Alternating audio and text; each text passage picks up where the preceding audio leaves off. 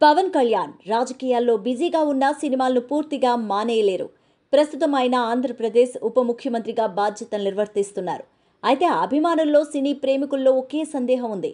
ఇకపై కొత్త సినిమాలు చేస్తారా లేదా?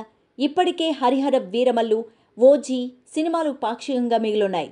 ఇక ఉస్తాద్ భగత్ సింగ్ ప్రారంభమవుతుందా లేదా అనేది ఇంకా స్పష్టత రాలేదు. ఇదే సమయంలో గతంలో సురేందర్ రెడ్డితో ఓ సినిమా చేయాల్సి ఉండగా అది క్యాన్సిల్ అయినట్టు టాక్ వినిపిస్తోంది.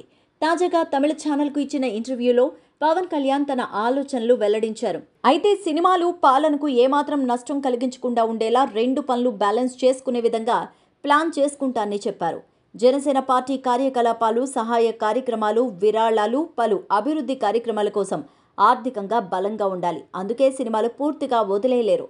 అయితే చెప్పడం ఒకటి, అమలు చేయడం మరో విషయం. ఇప్పటికే ఆయన డిప్యూటీ సీఎం బాధ్యతలతో బాగా బిజీ అయిపోయారు. అందుకే హరిహర వీరమల్లు సినిమా విడుదల మళ్లీ వాయిదా పడుతూ వస్తోంది.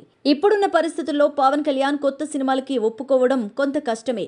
ఓ సినిమా మొదలు పెడితే దానికి కావలసిన సమయం, న్యాయం చేయాల్సిన బాధ్యత ఉంటుంది. అయితే పాలన పూర్తిగా స్థిరపడిన తర్వాత క్రమంగా సినిమాల కోసం కూడా సమయం కేటాయించవచ్చు. ఇప్పటి వరకు ఆయన పూర్తిగా పాలనపై దృష్టి పెడుతూ వస్తున్నారు. ప్రభుత్వం అమలు చేసే పనులు సక్రమంగా సాగిన తర్వాత మాత్రమే సినిమాలపై దృష్టి పెట్టే అవకాశం ఉంటుంది. సినిమా పట్ల ఆయన ఆసక్తి తగ్గలేదని, కానీ తక్కువ రోజుల్లో పూర్తయ్యే ప్రాజెక్టులకు మాత్రమే ఎంచుకుంటే సులభమని అర్థమవుతోంది.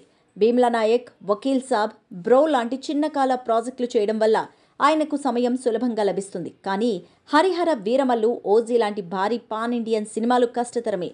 ఏదేమైనా 9న విడుదల కాబోయే ఓజీతో పవన్ కళ్యాణ్ మళ్లీ వెండి తెరపైకి కనిపించబోతున్నారు. అభిమానులు ఆయన్ను తెరపై చూడడానికి ఆసక్తిగా ఎదురు చూస్తున్నారు.